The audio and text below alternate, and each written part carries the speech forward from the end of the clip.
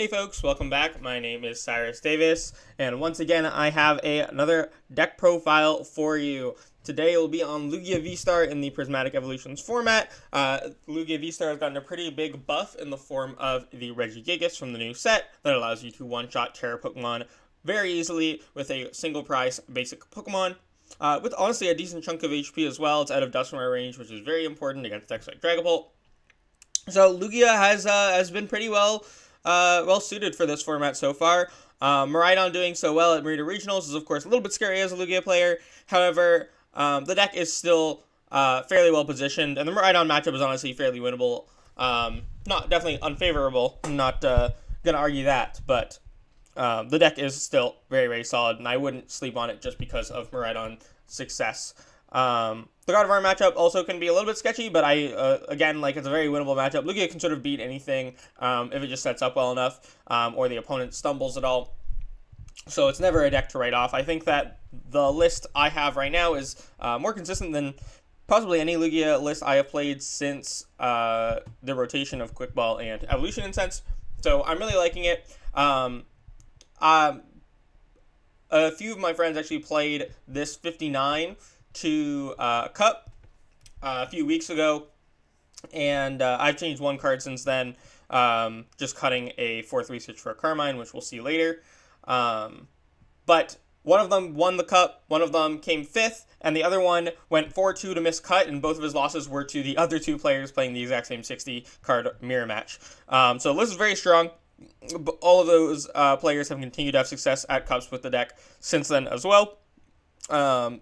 So yeah, the list is very strong, very consistent, and I definitely would recommend it whether for locals or if you're going to Puerto Rico this weekend. I don't know if this video will go up. So I'm recording on Friday, so it'd either go up today, and maybe you'll be able to grab that list for Puerto Rico if you're going, but it might go up during the weekend, in which case it would obviously be a little bit too late. But, it's a good play for Vancouver and EUIC as well. Great play for your locals. If you want to play Lugia V-STAR right now, this is definitely a great way to go about it. So let's get right into it. Starting with the Pokemon, we have the 3/3 Lugia V. V-STAR, this is the standard. Some people play the 4th Lugia V, but 3 is really enough. Some games you want to get 2 out turn 1, but for the most part you're content to just have 1 Lugia. And, as long as you can get Summoning Star off turn 2, it's better to play just more ways to search for Pokemon rather than a 4th Lugia V most of the time, since you only really need to use 1 Lugia V-STAR over the course of the game. Then we have 4 Archeops, of course, just want to be able to consistently get those into our hand and then into the discard as quickly as possible. 2 Lumineon V, another thing that's just standard in Lugia. The Lugia list, I think my list is a little bit unique, but obviously a lot of stuff has become, maybe the same 52-ish cards are just set in Lugia that everybody plays. So 2 Lumineon's another one of those. You want to use a Lumineon to help you set up early game.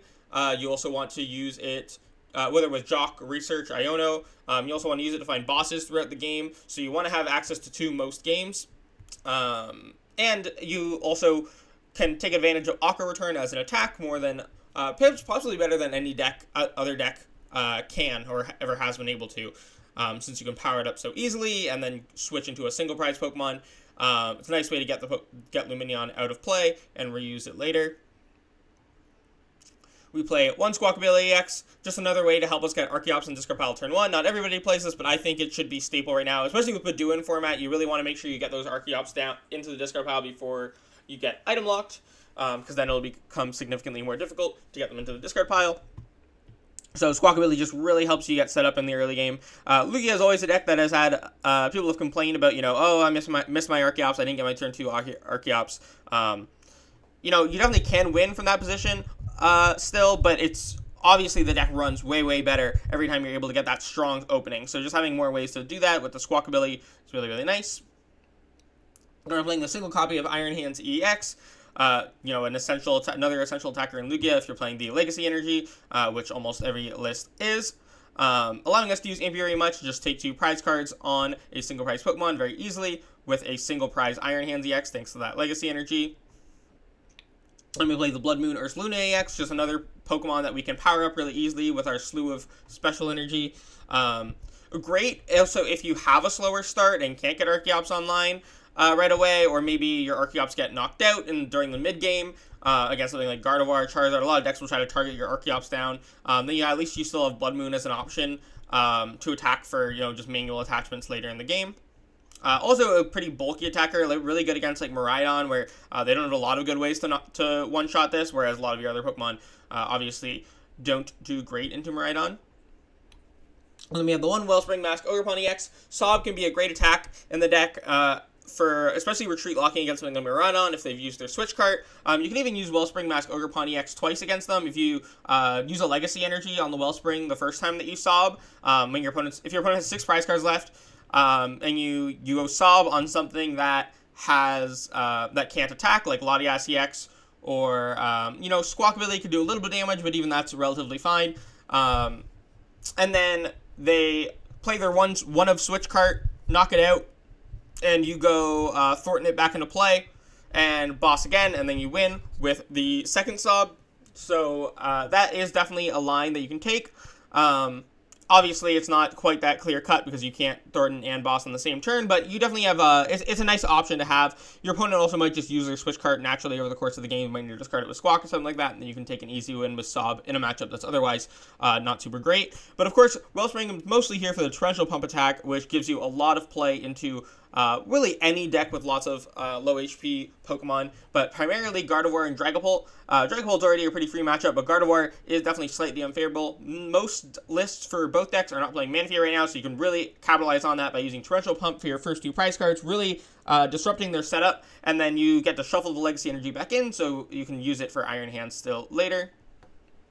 Then we play the one Wyrdeer V. We're not playing Cinccino in this list, so even if we did play Cinccino, I'd probably still want the Wyrdeer as an option, but especially without the Cinccino, we really need this Wyrdeer to make sure that we can one-shot anything. Otherwise, we can one-shot, Terra Pokemon like Regigigas, or a lot of things with Blood Moon, like Raging Bolts and Miraidons, but we don't have great options for one-shotting things like Archaladon or even like a Goldengo EX. So having this one of Wyrdeer to make sure that we have another way to one-shot things is really, really important. We can always Thorton it into play as well if we have to discard it early.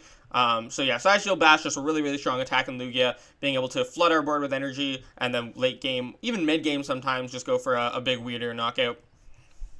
Then we have one Drapion V, not here to kill new VMAXs like it used to do, but in this format we're just going to go ahead and use Archeops, put 4 energy on it, and go ahead for a big dynamic tail swing to one-shot Gardevoir EXs. Very, very key in that matchup, very important. I'm sure there's other situational uses for it, but I've really only found myself using it to knock out Gardevoir EXs. Again, without Cinccino, we don't really have a good way to do that. Otherwise, I know Kieran Farrer, who's a Lugia player, I really respect, possibly, in my opinion, the best Lugia player in the world, but obviously there's some contention with that title. Rahul already also a very strong Lugia player. But Kieran Farrer's list from Merida Regionals played a 1-1 Cinccino, but also the Drapion, which I thought was interesting because we don't see it a lot. I've really only before that seen Drapion in non-Cinccino lists. But Gardevoir, being as popular as it is right now, really important to have that easy way to take a one-shot on that Gardevoir EX. And then we have Regigigas, like I have been talking about, really strong in a lot of matchups, really any matchup where your opponent has Terra Pokemon, really good into Regidrago, honestly, for killing Teal Mask. Same with Raging Bolt, you just keep bossing their Teal Masks and knocking them out with Jewel Breaker. Obviously incredible against Dragapult, makes that matchup very, very favorable. Even if they play Temple of Sinnoh, it's still favorable for you. The Temple definitely gives them some more lines, but Regigigas really just shores up that matchup, makes it very clean. We can always Thornton it back too if we want to use it more than once, but our opponent just really doesn't want to have to deal with this because it's a single prize attacker. It's really easy for us to set up. We can always Thornton it back, so it's just really, really annoying for them. Next, we have the supporter line, 4 Boss's Orders. It's just a lot owing us to, of course, bring up whatever we want every turn. We want to be taking 2 prize cards every turn, so making sure that we have the maximum count of boss so that we never miss it when we really need it is important, especially with 4 boss, 2 Lumineon. We can honestly run out of boss, especially if we use some bosses early game to capitalize on like a poor start from our opponent. Maybe we're just like bringing up their lone curly or something like that. We can run out of boss in the late game a lot more often. So having 4 boss, very important. 3 Professor's Research. I just discard your hand, draw 7. Best way to help you get cards. Best way to help try to find those Archeops into the discard pile. 2 copies of Iono, because we do want a little bit of disruption, especially if we're using something like Wellspring or late game, if we're just a little bit short of winning the game. Iono definitely very important. Also really nice just to be able to put energy back into our deck. If we have a handful of energy, we don't want to discard them. We can just sort of shuffle them, put them on the bottom. So important to also just have that way to draw cards in the early game without discarding really important pieces for the matchup. And then we're playing the One of Carmine, so this is a card that I haven't always liked on the deck. I actually included it after, if you watched my video where I reviewed all of the deck lists from Day 2 at Merida Regionals, I noticed that almost, definitely more than half of the successful Lugia lists from that event played the One of Carmine instead of the 4th Research. And I thought that was really interesting, and I was thinking about it, and I mean, it makes sense, because, you know, in this format, most decks are opting to go second, so... even though I actually prefer to go second with Lugia with this list right now, into most matchups, it definitely depends on the matchup, but most of the time blind, I'm trying to go second. But if you anytime you lose the flip, your opponent is almost always going to be opting second and forcing you to go first, and then you could get Bedooed on their first turn. So having that extra way to try to dig to get your Archeops in discard pile before you get immediately Bedooed, potentially even Bedooed with a Spiritomb in play against some Guardy builds. The Carmine definitely feels really nice in this metagame. Then we have the One of Jacq, pretty staple in Lugia. Just have a way to just easily Lumin for the Jacq, grab 2 Archeops, Ultra Ball them away. Just really great if you have a Lumin and an Ultra Ball in hand to just have that option. And then we have the One of Thorton, especially in the non-Cinccino build. I can see you not playing this in the Cinccino build, but I think it's still probably strong.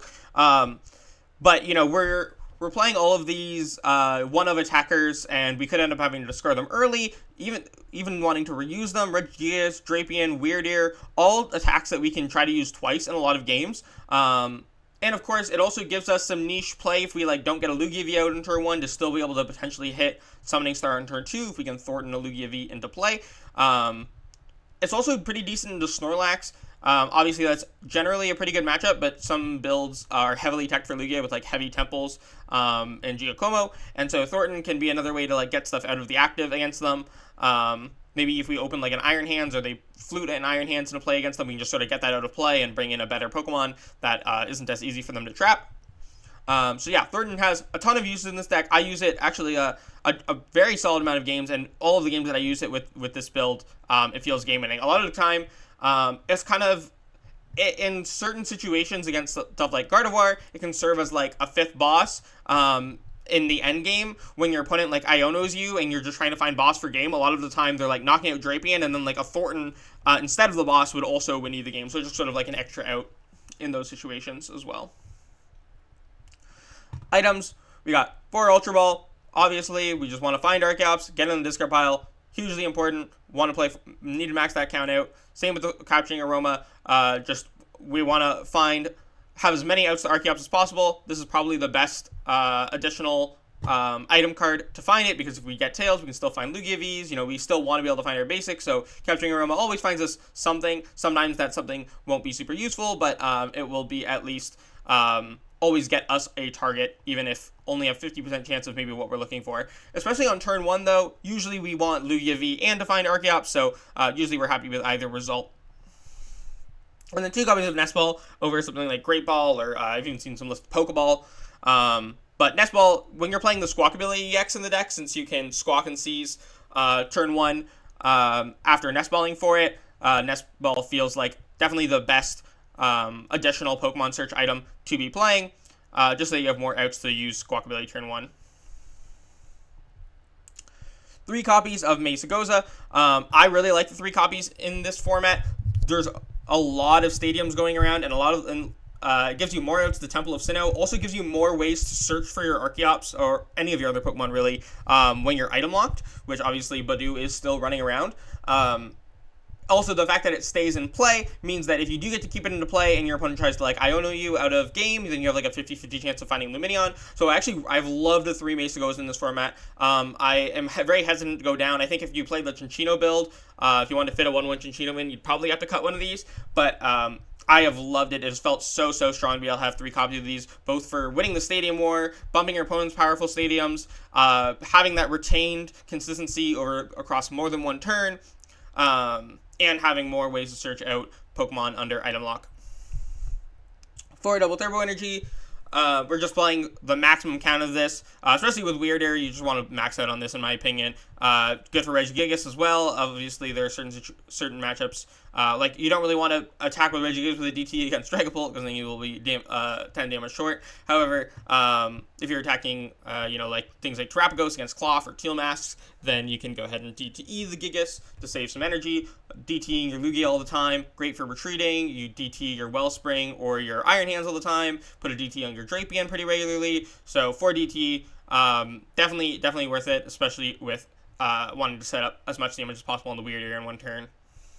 For Jet Energy, another energy that's kind of a no-brainer to max out in Lugia. We want to have that mobility. We're always bringing new Pokemon to the active position. We don't want to have to retreat and discard energy, because we want to keep as many energy in play as possible for our sustained attacks if our Archeops get knocked out, or for our late game Wyrdeer plays.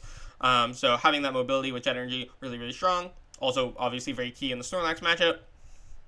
For Gift Energy, another staple in Lugia, we don't have any Pokemon in the deck that we can put on board for sustained draw.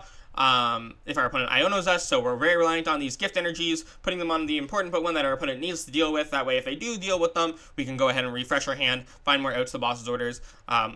Anyone who's played with or against Lugia, and I'm sure you have if you are watching this video, knows how important Gift Energy is to the strategy, and you really want to have the max count. I'm only playing 2 Mist Energy. I know a lot of lists have cut the V-Guard and are switching to 3, but I'll just put it on the screen here. I am playing the 1 of V-Guard as well. I had 2 Mist Energy. Is still, of course, important for a plethora of different attack effects, primarily Phantom Dive. But especially without Cinccino, preventing Phantom Dive isn't quite as important on stuff. 2 is definitely going to be enough most of the time, as long as you manage them correctly.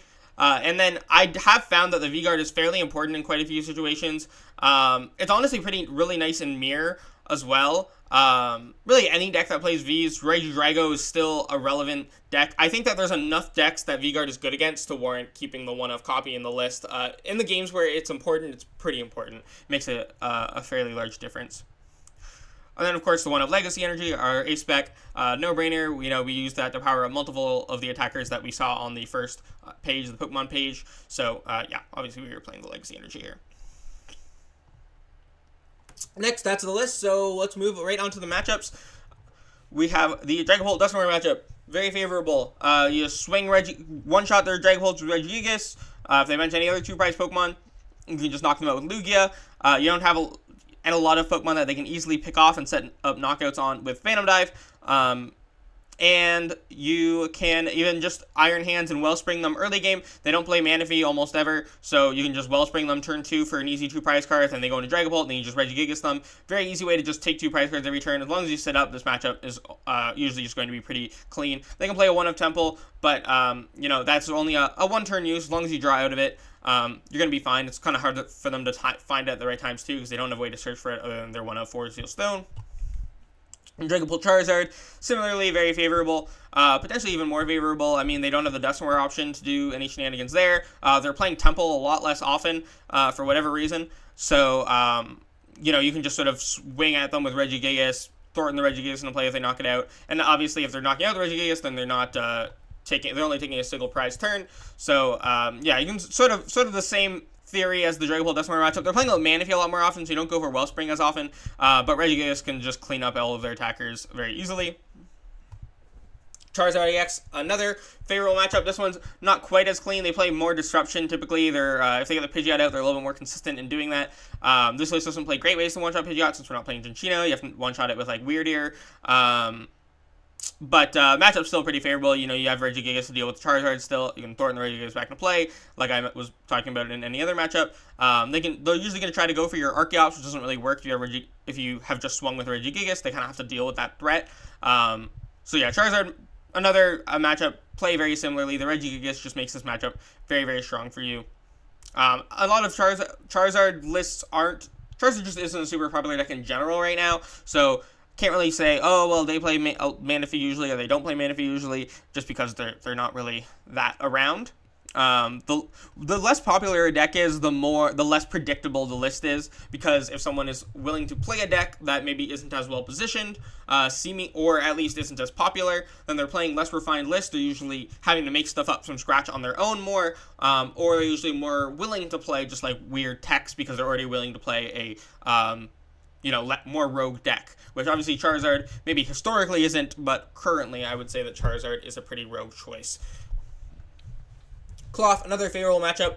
Another matchup that is shored up really cleanly by Regigigas. This was already a pretty decent matchup before, but it was a lot closer. Now with Regigigas being able to just one-shot Terabgo super easy, matchup is so much worse for them. You use Legacy Energy to throw off their prize trade a lot of time here. If they get the first 2 prize knockout, you can just sort of not bench too many 2 prize Pokemon and Legacy Energy one of your attackers at some point. That way they have to take 1 less prize on it if they can't knock it out with poison.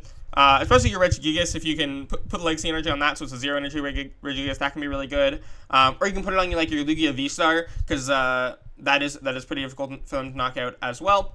But typically, this is just going to be a good matchup, even if you didn't have Legacy Energy. You can Iron Hands their Cloth to keep the 2 prize trade going if you need to. And then, yeah, the fact that you can just trade a single prizer for their Terapagos is really nice, and Terapagos is really their only way to knock out Lugia. Lugia is cleanly knocking out so many of their support Pokemon that they need to set up. And you don't have really anything that they can donk. You might not have, I don't think in this list you have anything that they can donk, actually, so on at least turn 1 going first. Raging Bolt, another very strong matchup. This one, another one where Regigigas is going to be good. You'll notice that's most of our favorable matchups Regigigas is very good into. That's why we don't really need the Cinccino anymore, in my opinion. I think the Cinccino can still help you shore some things up, but the Regigigas is enough in most of your in most matchups right now. And for the matchups where it isn't, we have other options. But the Raging Bolt, another very good matchup. We can just go ahead and bring up their Teal Masks, easily one-shot them with Regigigas with a DTE. And later, if we need to one-shot a Raging Bolt, we can always do that with Wyrdeer V. Even mid-game, not too hard to one-shot a Raging Bolt with Wyrdeer. They'll usually also have stuff like Pheasantipity or Squawkabilly in play that we can target with our Lugia, or maybe bench something like a Sandy Shocks that we can, or Greninja that we can amp very much with Iron Hands. So lots of ways to make sure that we keep taking 2 prize cards every turn. The only thing that can cause us problems in this matchup is like if we only got 1 Lugia down turn 1, they go like turn 1. Going second, like Pokemon Catcher Heads, knock out our Lugia, that can be like obviously an issue, but even then, like Bloodmoon, Iono late game can still put in a lot of work into them. Snorlax, another good matchup. Obviously, like I was saying earlier, some Snorlax lists are teching really heavily for Lugia, like mine. I think my Snorlax list is pretty strong to Lugia. However, most Snorlax lists are still playing, 2 or less Temple, and I think that at that point, especially with the 3 Mesagoza, I think that like the Snorlax matchup is fine. Most Lugia lists aren't playing 3 Mesagoza as well, which is another reason that I feel confident with my Snorlax list into Lugia. However, with the 3 Mesagoza, the matchup is a lot better. You just have more ways to bump the Temple, even if they play it. What you generally want to do is just like go wait to draw Mesagoza, Jet, Iono, and then you bump the Temple, Jet Energy up your attacker, usually Lugia V-STAR. So that if they play another Temple without gusting, then you can just Tempest Dive it, so they can't really do that. And then you Iono them on the same turn, that way they have the lowest chance of finding Temple, assuming that they had a big hand before you Iono'd. And usually that'll give you some time where maybe they whiff Counter Catcher or they whiff Temple of Sinnoh, and you can just get a couple of extra prize cards for the cost of just the 1 Jet Energy Mesagoza play. But yeah, generally very favorable matchup. If they don't play Temple, very, very free. You just keep you just wait until you draw Jet Energy, and Jet Energy for a prize.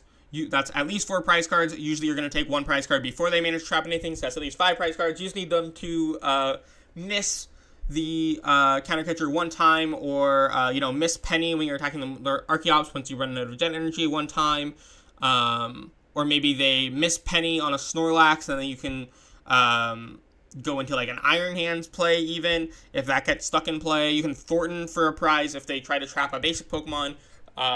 So yeah, a lot of options. Or if they bench Rotom, maybe you get like a boss knockout on Rotom. A lot of ways for you to get some extra prizes beyond the 4 Jet Energy, which are going to be guaranteed prizes if they don't play Temple. Regigigas, another favorable matchup.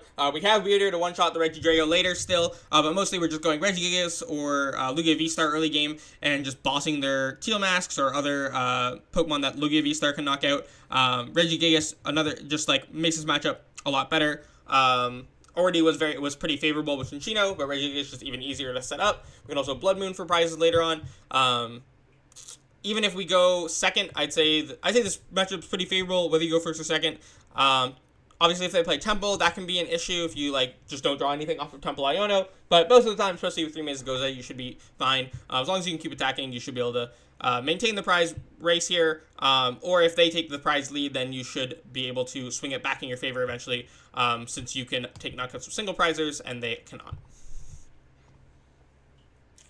Our even matchups, we have Gardevoir. So I'd say that currently this is an even matchup because for our list, because we play Wellspring, Drapion, Thorton, and they don't play Manaphy usually. I'd say that can change, right? Like if they start playing Manaphy, or you cut the Wellspring from this list, that matchup's going to be unfavored. I think Gardevoir can easily tech to make Lugia favorable. I've actually recently swapped to Manaphy over the Spiritomb in my list because it felt like it did more for the Lugia matchup than the Spiritomb did. Usually, like the Spiritomb's definitely good, but I have found recently that when I lose games to Lugia with Gardevoir, it's usually because of the Wellspring. So as long as you can pull off the turn 2 Wellspring play against Gardevoir, especially if you can boss a Curlia, you should usually be in a pretty solid position. It's still going to be close, but I'd say that it's a relatively even matchup right now. Of course, they're going for plays like Scream Tailing your Archeops or Miracle Forcing into your Iron Hands, trying to deny Gift Energies by Adrenabraining for knockouts, trying to get around your Legacy Energy by Adrenabraining for knockouts. But with Drapion and Wellspring and Iron Hands, you can usually take the prize lead and maintain it fairly well as long as you draw decently. So it really just depends on how well your opponent sets up and how well you draw off Disruption. Makes it very, very close. And then I have to edit quick mid-recording here because I did miss a couple of decks in the favorable section. So you see that things are laid out a little bit differently. But the deck is also very favorable into Cerula GX. Now that we have Regigigas, this matchup used to be a little bit closer. Still fine for us, but used to be significantly closer, honestly. But now that we have a single prizer that can just easily one-shot Cerula edges, I mean, their Palkia is not that great against us. If they bench the Palkia V, it's potential Iron Hands for 3 prizes target. If they go for Moonlight Shurikens, not really doing anything against us, especially now that we don't play any Cinccino. We have the Thorton, so we can get the Regigigas back as well. They can do as much damage as they want with the Abyssal Flames, but once we transition to a single prize board, Regigigas is just going to kind of farm them. There's not really much they can do, but we can always, if we run out of Gigas, we can always take our last 2 prize cards with Wyrdeer, and if they bench anything like Pheasantipity or Squawkabilly, we can always take our first 2 prize cards with Lugia on that, so that we can save Regigigas for this Cerula edge. And then we have Roaring Moon, Ancient Box, which is another matchup that this can be close if depending on how strong they set up, but we can trade pretty efficiently with them. They have to 2-shot our Lugias, and our Lugias early game. Late game they can one-shot them, but early game we set up a couple Lugias, make them 2-shot them. We can always Legacy Energy one, so one's a single prize Lugia, and we can Iron Hands for 2 prize cards on a Greninja late game if they bench it, or if they open Fluttermane and bench Greninja, then we have 2 Ampy Very Much targets. If they don't play Petra NTX, we can just Saw Block or Greninja for game, or if they discard their Petra NTX and ways to get it back, that's always going to be an option as well that they're going to have to play around. And then just with our couple of copies of Iono is really going to be enough to keep them out of the game. We don't have it's not quite as strong of a matchup without the Cinccino, but generally I would still say it's favorable. Just them having to trade 2 for 2 with our Lugias in the early to mid game typically, unless they get a super ridiculously strong start. And then we have our unfavorable matchups. We have Miraidon. So like I was talking about earlier, this is a very winnable matchup with the Sob play. Honestly, this when we win this matchup, a lot of times it just comes down to they whiff turn 1 attack, they didn't get the energy off their generator or something like that. And if we take the first 2 prize cards, then it's fine. We just take 2 prize cards 3 turns in a row and win, and they can't outrace us. But most games, they are going to get a turn 1 attack. They aren't going to need to use their switch card, so we're not going to be able to go, or we're just not going to be able to pull off the sob line. And they are just going to be able to go 2-2-2 on us. And there's not a whole lot we can do about it, especially if they go like, if they get like a turn 1 ampy very much on a Lugia V, and just take 3 prize cards right away, then they can just like amp another Lugia or amp a Lumen if we have to bench any. So then like our lines get a lot tighter. We can't use, like we can't bench a second Lugia, we can't bench a Lumen. So it's just a lot harder for us to play the game. So yeah, Miraidon definitely still an unfavorable matchup, but yeah, very winnable. So a lot of times, you know, they just whiff the generator, they don't get turn 1 attack, and then we just take the lead, and it's as easy as that. Or, you know, we go like Bloodmoon late game, and Iono them, and they just don't find the way to one-shot Bloodmoon, or boss around it, because that is actually fairly difficult for them. That can definitely be like a pretty winning line as well. Is that like the only way to knock one-shot Bloodmoon usually is Raichu, so you just go for Bloodmoon late game, and sometimes they just don't have the answer. Ideally, you even go for like Bloodmoon in mid game, like you go for like a 3 energy Bloodmoon with an Iono them down to 4, and then you, if they knock it out, you just throw it back into play, and then they have to do it again, which usually they knock it out the first time with Raichu, so you can just go ahead and knock out the Raichu, and then they can't one-shot it, so they have to find boss. If you even have another True Prizer on board. If you don't, then they have to set up a hands and use boss. Or if they boss around your Bloodmoon the first time you attack with it, then you can just Iono them again down to 2 this time and attack with the Bloodmoon again since they reset the attack for you. Or, you know, if they just try to 2-shot it, then you can just Jet Energy and try to reset it that way. So, yeah, a lot of ways to use the Bloodmoon to try to swing that matchup into your favor. Another unfavorable matchups are Archaludon, especially with this list. Wyrdeer is our only way to one-shot Archaludon. Usually they just get a turn 2, knock it on a Lugia V or a Lumen, and take the immediate prize lead. They can also go for a Dialga play later on. This matchup is just really bad. Even with, like, the 1-1 Cinccino definitely helps, but even then it's still unfavorable. They can even just like target down our Archeops, and then we're not gonna be able to one-shot them with Wyrdeer, or even if we play Cinccino later once our Archeops are dead. So yeah, this matchup is just really, really bad, and obviously if we're 2-shotting them, they can just turn around it. Definitely, it's winnable. You know, if we can get if they like have to bench a Fez or a Lumen, maybe if they have to use Lumen to set up, we can go like turn 2. Lugia V-Star, knock out a Duraludon. They have to find boss to get a 2-prize turn. If we even have a 2-prize on board, then maybe we can just like amp very much to Lumineon. They can't Metal Defender it for a knockout. And then we can just like Wyrdeer for our last 2 prize cards on an Archa. But like it's a lot harder to pull off than you might think. Their deck is a lot more consistent than you might think. So yeah, it's definitely not an ideal line. It's definitely a pretty unfavorable matchup. But there are lines you can take. You can try to win the prize trade if they set up kind of awkwardly. Next, Gouging Fire. A matchup that in theory might not seem too bad, but they can just so consistently take a turn 1 knockout. You know, if you open a 2-prizer, it's kind of just already like bad news. Blaze Blitz just gonna kill you. They also don't play any Terra Pokemon, I don't think. Yeah, I'm pretty sure none. So the Regigigas is not putting in a lot of work here. We know the Cinccino. Even with Cinccino, it's still tough, but especially with the Cinccino, it's really tough to take knockouts on Gouging Fire. They can also Bravery Charm the Gouging Fires to put them out of range. Like a lot of time, your best outs in this matchup are to like Aqua Return into single prizers like Regigigas or even your Archeops. If you can Aqua Return into like Entei or Gouging Fire for knockouts, that's really, really strong. Gets your Lumineon out of play and takes a knockout thanks to weakness, and then brings up a single prizer. However, with Bravery Charms and Adrenaline Brains, it's still just very, very hard for like they still have so many options. They could so consistently like if you don't knock out a Gouging Fire because of the Bravery Charm, then you just like boss your Lugia, boss your Wyrdeer. If you try to set up an advance, they still have the one Roxanne to try to disrupt you. You know, the Bravery Charm puts them at a Bloodmoon range even. But getting Bloodmoon in there, using some Aqua Returns for knockouts, you can definitely, it's not a terrible matchup. I would say that the Archaludon and Miraidon matchups are definitely both worse. But yeah, it's definitely unfavorable. After, like in theory, it might not seem too bad, especially with Aqua Return, but test it a bit and you'll see how strong Gouging Fire can be, how aggressive it can be, especially if they go first and just go like turn 1, get a bunch of energy into play, turn 2, just boss your Lugia and immediately take a 2-prize lead. Then you have to have another Lugia in play to get your Summoning Star off. Then you take another 2 prize cards on that. Things get really shaky really quickly. And even if they go second, they technically, like, it's not out of the question for them to get a turn 1 knockout with a boss. Very difficult, but it is technically possible with like Vacuum, Double Basin. So yeah, the Gouging Fire, surprisingly strong, but I would say it's definitely like very winnable. It's not like a horrible matchup, but it's definitely unfavorable. And that's all though. I mean, you can see how strong Lugia is right now.